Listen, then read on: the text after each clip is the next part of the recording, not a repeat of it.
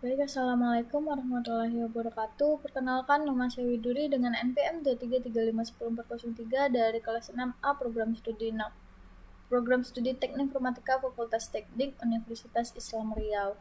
Tujuan pembuatan video kali ini adalah untuk memenuhi salah satu tugas dari mata kuliah praktikum Natural Language Processing, yaitu mengenai penjelasan kode, sel, dan demo dari sistem RAG LLM.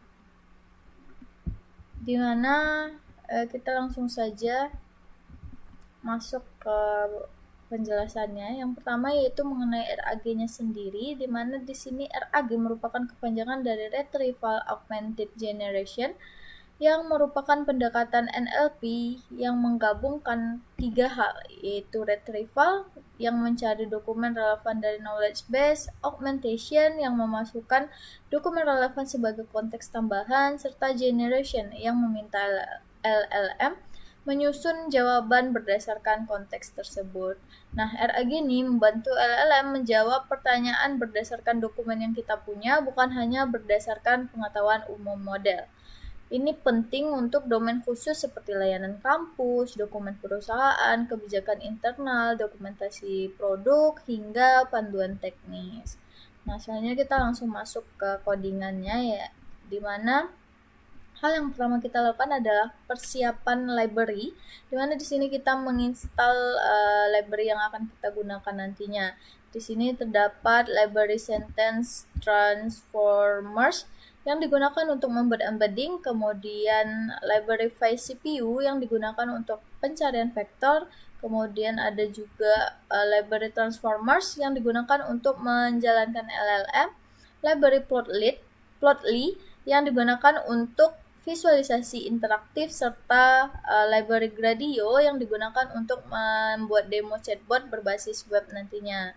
Nanti kita akan demokan juga, di mana outputnya di sini berupa progress download, yang jika instalasi berhasil, biasanya Colab hanya menampilkan proses instalasi dan kembali siap menjalankan sel berikutnya tanpa adanya pesan error. Kecuali kalau ada pesan error barulah ya kita panik gitu. Nah, jika muncul pesan dan dependensi konflik kecil selama import pada sel berikutnya berhasil, praktikum tetap dapat dilanjutkan kayak gitu ya. Kemudian sel berikutnya yaitu setelah kita menginstal library yang kita butuhkan. Nah, sekarang kita itu memanggil dan mengimpor library yang kita perlukan. Dimana ya sama seperti tadi, di sini ada sentence transformers, ada Vice, ada transformers yang berupa auto tokenizer, auto model for causal LM, serta pipeline, Plotly, serta Gradio juga. Dimana sel ini tuh mengimpor semua library tadi itu, dan sentence transformer itu akan digunakan untuk mengubah teks embedding, Vice akan menyimpan embedding ke dalam vector index, auto tokenizer, auto model for causal LM, serta pipeline itu digunakan untuk memuat LLM. Sedangkan PCA dan Plotly itu digunakan untuk visualisasi embedding, dimana ini tidak menghasilkan output sama sekali, dan justru ini adalah hal baik karena berarti nggak ada error. Karena jika dia ada output ketika kita hanya mengimpor-impor kayak gini, berarti itu perlu dikhawatirkan karena bisa jadi itu adalah error gitu. Karena kalau error dia bakal ada outputnya yang menjelaskan errornya tuh apa gitu ya. Nih, sel ini tidak harus menghasilkan tabel atau grafik. Jika tidak ada error, berarti semua library berhasil diimpor. Nah, selanjutnya setelah kita import library, unduh library, terbalik ya. Setelah kita unduh library, import library, selanjutnya kita masuk ke bagian yang membahas dataset. Di mana kode ini itu digunakan untuk mengecek apakah file dataset ragcampus.csv itu sudah ada di sistem Colab atau tidak. Jika data itu sudah ada, maka akan ada data tuh ditemukan dan siap diproses gitu. Tapi jika tidak, maka kode ini akan menampilkan inputan berupa inputan untuk file CSV-nya, file RAG CSV-nya. Nah, jika kita tidak mengupload atau kita meng-cancel upload, nanti akan ada error ataupun peringatan berupa tidak ada file yang diupload. Kemudian sedangkan jika kita berhasil, berarti dia mengeluarkan data berhasil diupload gitu. Nah, dapat kita lihat di bagian outputnya ini, dia itu meminta inputan ya, artinya data RAG kampus itu sebelumnya belum ada, dan tadi sayanya sudah upload datasetnya, kemudian dia akan running sendiri, dan di sini terlihat bahwa 100% selesai serta data berhasil diupload. Artinya data sekarang itu sudah berada di sistem Colab-nya. Dimana ketika dia dataset sudah berhasil diupload, berarti ketika dia perlu inputan berarti dia belum ada datanya gitu ya. Oke, selanjutnya membaca knowledge base, di mana knowledge base adalah kumpulan dokumen yang akan menjadi sumber jawaban RAG. Pada praktikum ini, knowledge base-nya berupa dokumen simulasi layanan kampus. Di mana di sini kita ada fungsi read knowledge base, di mana dia menggunakan fallback agar aman di Google Colab.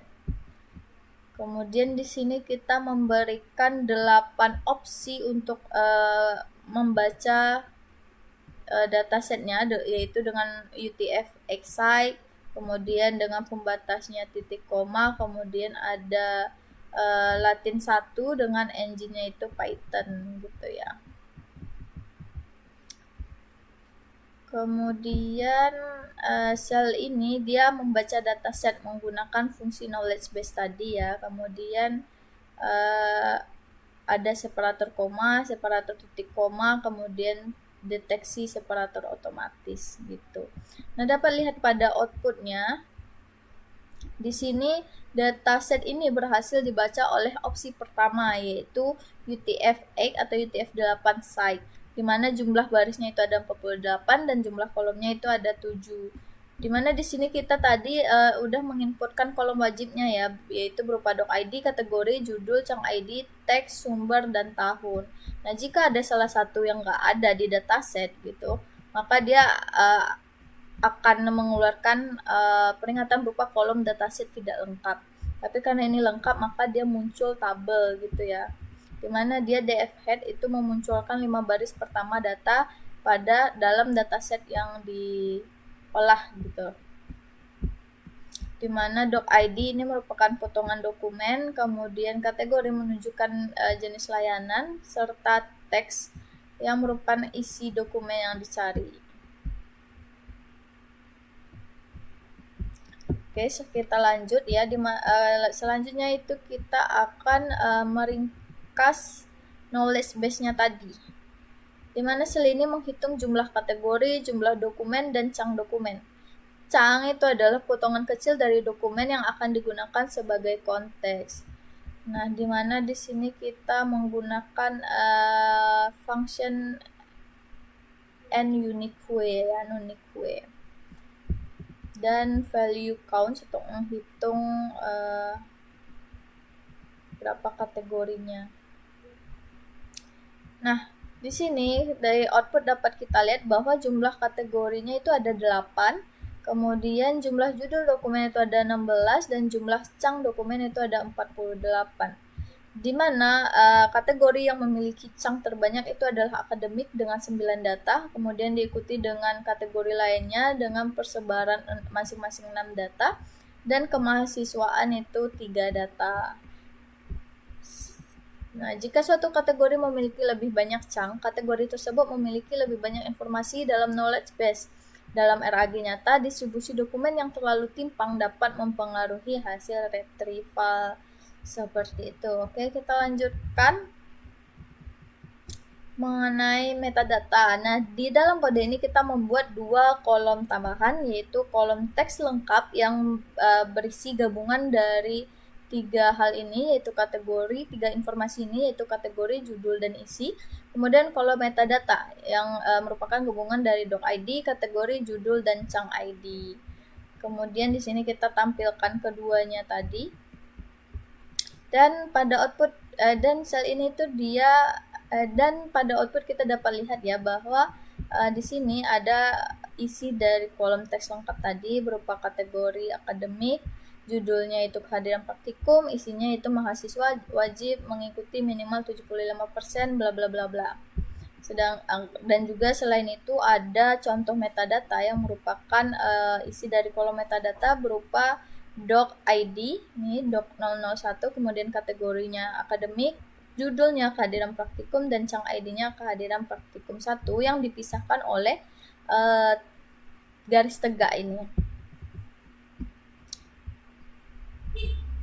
Jika teks lengkap terlihat informatif dan metadata jelas, maka dokumen siap masuk ke proses embedding. Ini udah jelas banget ya. Tuh. Di sini dikatakan bahwa metadata itu penting karena jawaban RAG sebaiknya menyertakan sumber. Sedangkan kolom teks lengkap itu tujuannya agar embedding tidak hanya memahami isi paragraf tetapi juga konteks dokumennya.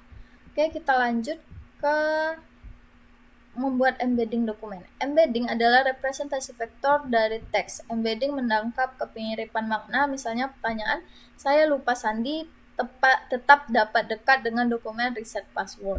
Kita memakai model multilingual agar cocok untuk teks bahasa Indonesia, di mana kita di sini memakai model paraphrase multilingual mini LM L12 V2, di mana ini dia cocok untuk menggabungkan berbagai bahasa termasuk bahasa Indonesia, memproses banyak bahasa sekaligus termasuk bahasa Indonesia gitu ya.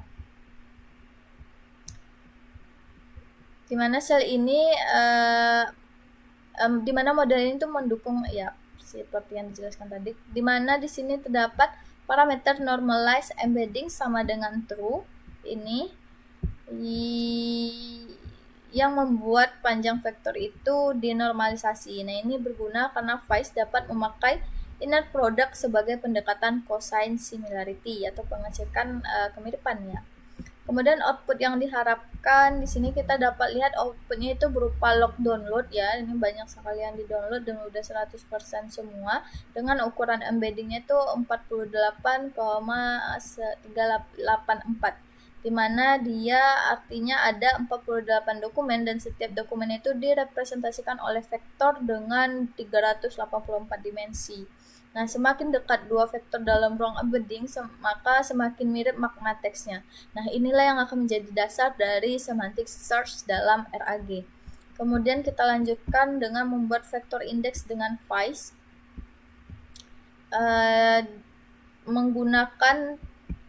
Menggunakan indeks flat IP.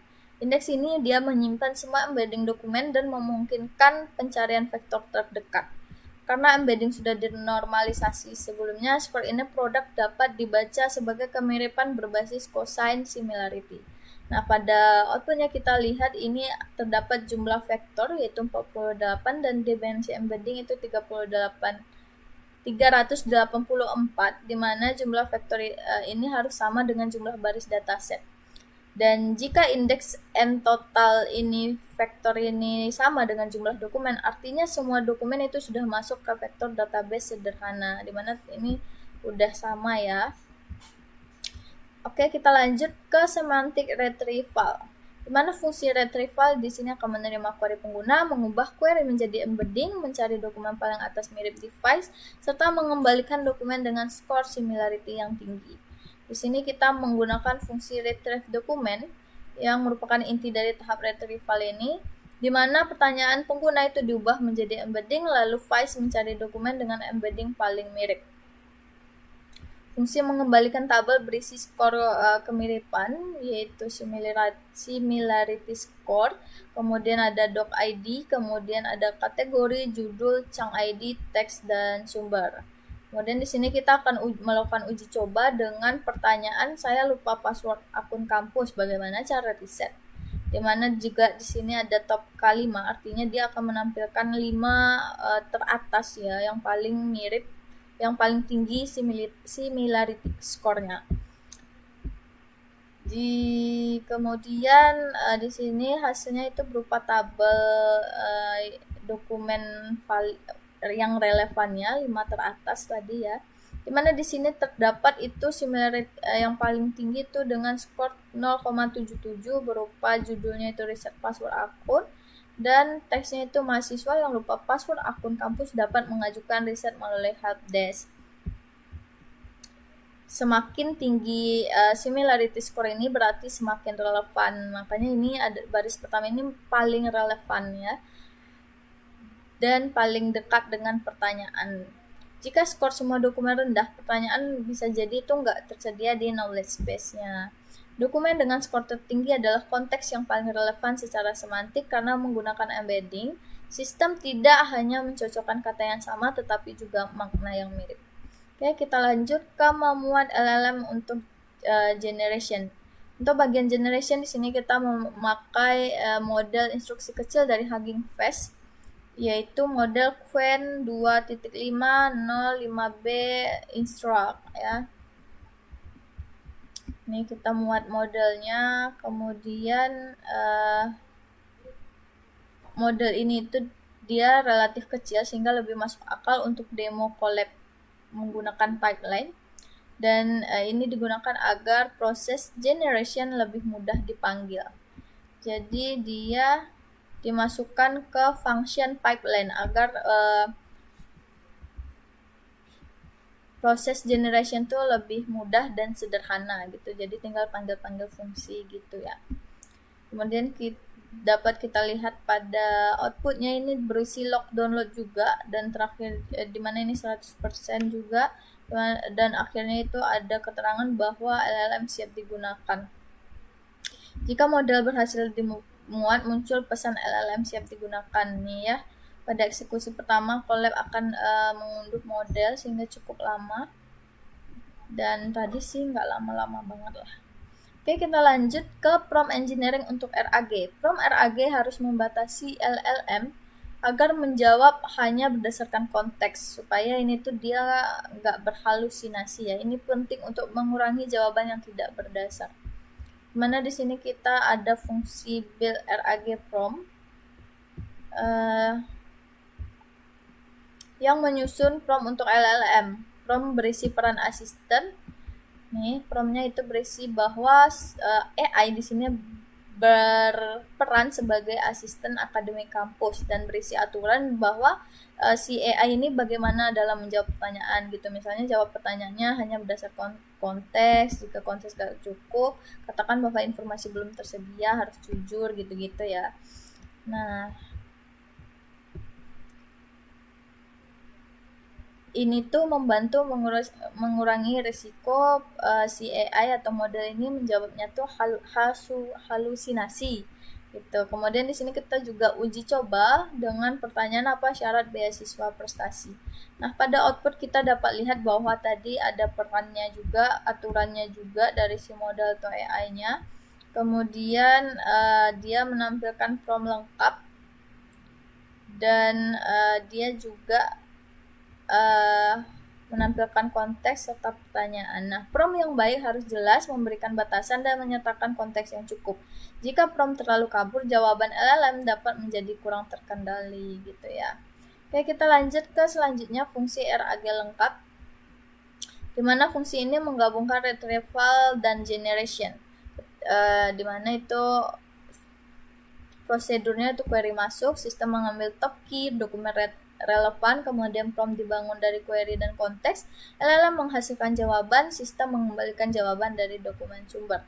Dimana di sini kita ada fungsi ask RAG LLM yang menggabungkan seluruh pipeline RAG, yaitu retrieval dokumen, pembuatan prompt, dan generation jawaban oleh LLM, serta pengembalian dokumen yang relevan atau sesuai dengan pertanyaan yang diberikan.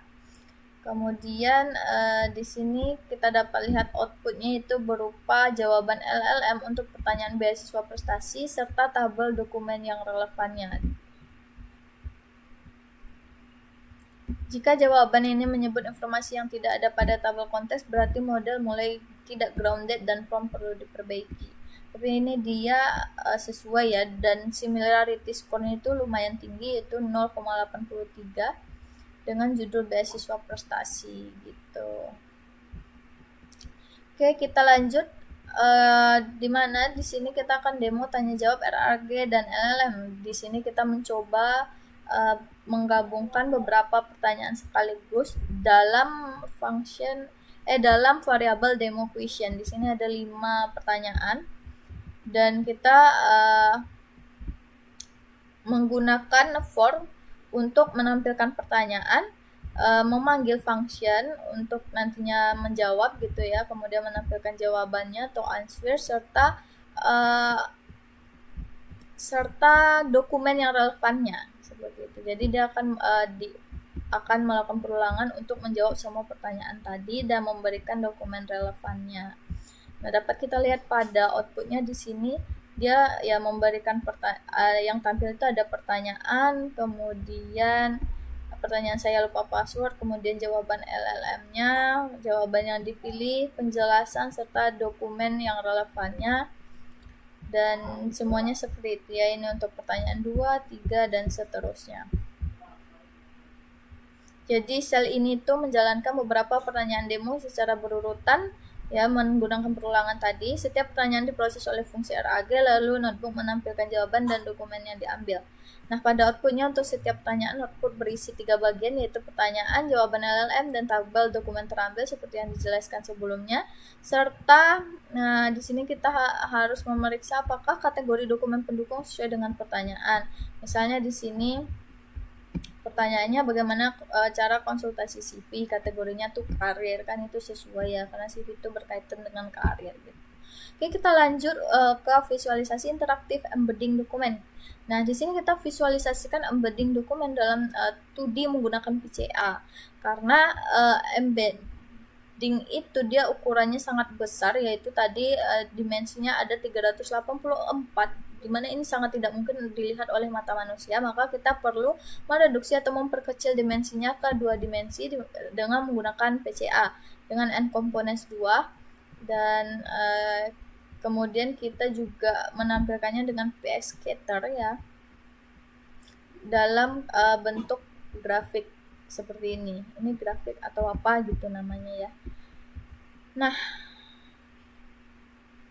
kemudian kita di sini juga menggunakan Plotly ya untuk menampilkan grafiknya dapat di hover dan dieksplorasi. Kemudian pada output kita dapat ini berupa grafik di mana titik yang berdekatan ini cenderung mirip, dan lingkaran-lingkaran ini itu berwarna-warni, dan masing-masing warna itu mendefinisikan satu kategori gitu ya. Setiap titik adalah satu jang dokumen dan warna menunjukkan kategori gitu. Jika dokumen dalam kategori yang sama berkumpul, embedding cukup berhasil menangkap tema dokumen kayak gitu ya. Selanjutnya visualisasi query terhadap dokumen. Bagian ini menampilkan posisi query bersama dokumen di ruang embedding 2D. Query ditambahkan sebagai titik khusus, di mana fungsi dari fungsi visualize query embedding ini itu dia menambahkan embedding query ke dalam ruang visualisasi bersama dokumen. Query divisualisasikan sebagai titik khusus sehingga mahasiswa dapat melihat kedekatannya dengan dokumen. Nah, pada output kita dapat lihat grafiknya seperti tadi. Ini bedanya, ini ada wajik, bentuk wajik ya, bukan lingkaran, bentuk wajik yang berupa query, dan lingkaran itu berupa kategori. Serta tabel, dimana jika query dekat dengan dokumen yang relevan, nih ada query, kemudian dokumennya, retrieval berarti bekerja baik. Namun jika visualisasi 2D adalah penyederhanaan, keputusan retrieval tetap berdasarkan embedding asli. Dengan ini layanan TI ya, kayak gitu. Lebih kurangnya seperti itu. Lanjut kita ke demo interaktif chatbot. Sel berikut membuat widget sederhana. Mahasiswa dapat mengetik pertanyaan, menentukan top key di dokumen dan menjalankannya. Dimana di sini kita menggunakan run chatbot untuk menjalankannya. Nanti akan tampil pertanyaan, jawaban LLM serta dokumen pendukung.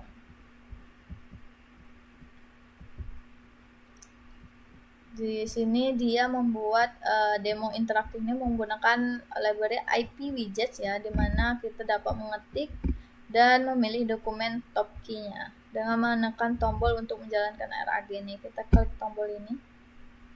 Ini query-nya udah ada ya. Bagaimana cara mengajukan surat keterangan aktif kuliah.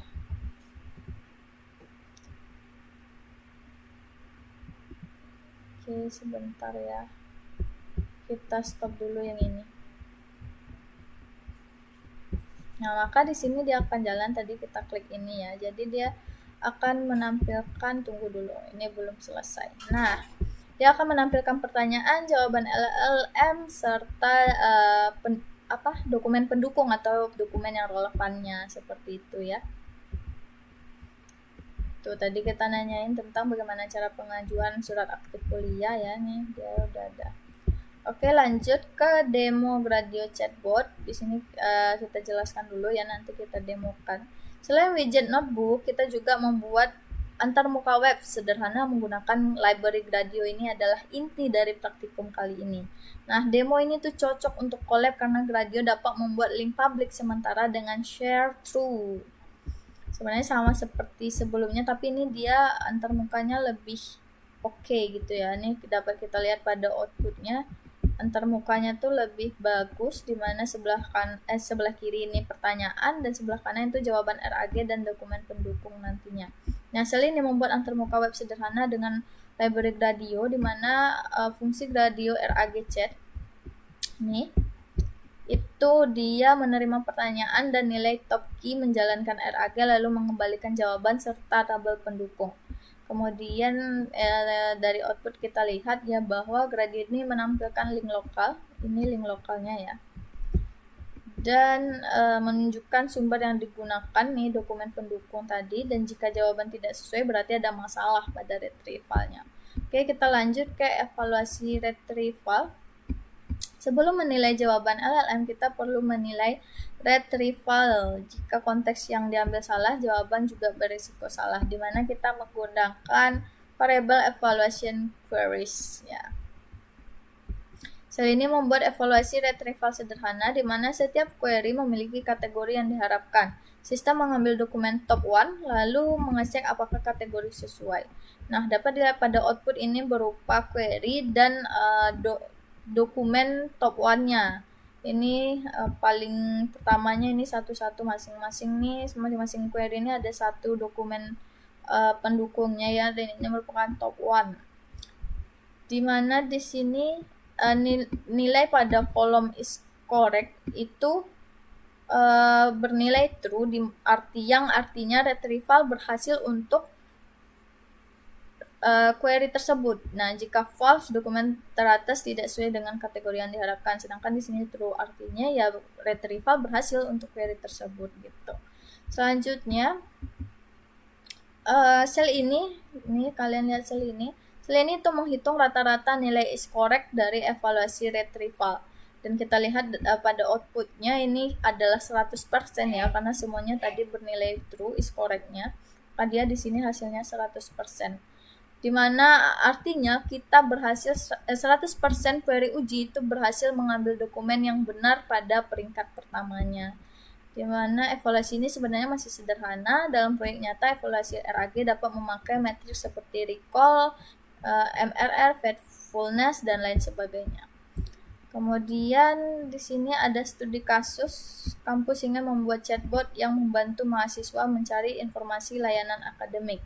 Chatbot harus menjawab pertanyaan berdasarkan dokumen kampus, mencatatkan sumber, tidak mengarang, serta bisa diuji.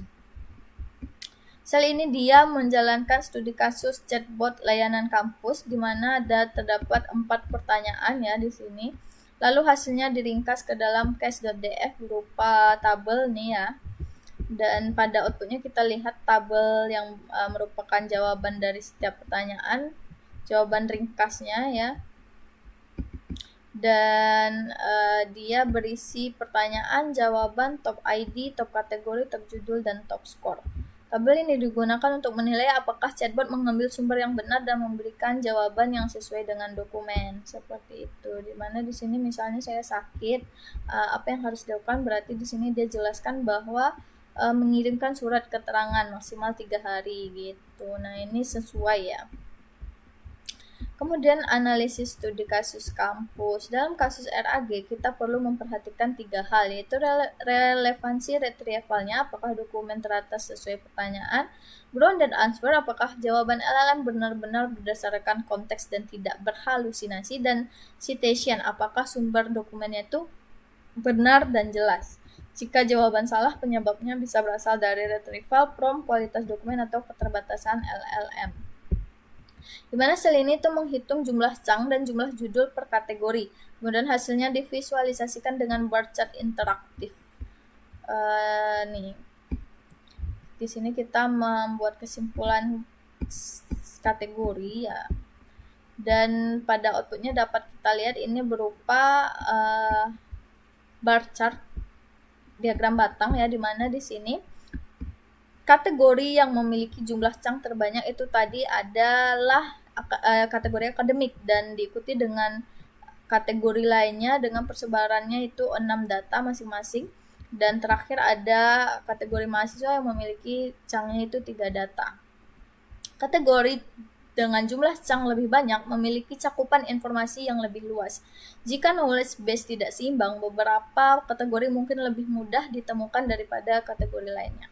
Kemudian terakhir kita simpan seluruh hasil demo ke dalam dokumentasi gitu ya, ke dalam nih ke hasil studi kasus RAG LLM.csv ini agar dapat dianalisis ulang di masa mendatang. Nah, pada sel ini dia menyimpan studi kasus file ke file CSV ini, dan file ini berisi pertanyaan, jawaban, dokumen teratas, kategori, judul, dan skor. Kemudian pada outputnya dapat kita lihat ini merupakan 4 baris pertama dari si hasil studi yang disimpan gitu ya. Kemudian CSV ini dapat digunakan untuk mengevaluasi kualitas chatbot untuk membandingkan hasil setelah parameter top key, prompt atau model embedding diubah. Nah, dapat ada keterangan juga di sini hasil studi kasus sudah disimpan ya ke hasil studi kasus RAG LLM.csv gitu. Nah, sebelum masuk ke kesimpulan, kita coba demokan yang sel 17, dimana tadi sel 16 sudah didemokan ya. Sekarang kita masuk ke demo utamanya, yaitu menjalankan chatbotnya dengan Gradio, dimana dia ini nanti tampilan web bisa menghasilkan nih URL umumnya, jadi bukan hanya secara lokal kita dapat mengaksesnya, tapi juga secara general dengan link publik. Di sini misalkan bagaimana cara mengajukan bantuan UKT, kita contohkan dulu di lokalnya ya, kita submit ini. Maka jawabannya akan ada di sebelah kanan. Di sini terdapat jawaban RAG dan nanti dokumen pendukungnya. Kita tunggu. Nah, ini muncul ya bagaimana cara mengajukan bantuan UKT. Nah, di sini katanya kita dapat mengajukan bantuan UKT melalui formulir bantuan UKT yang telah disediakan oleh fakultas dan lain sebagainya.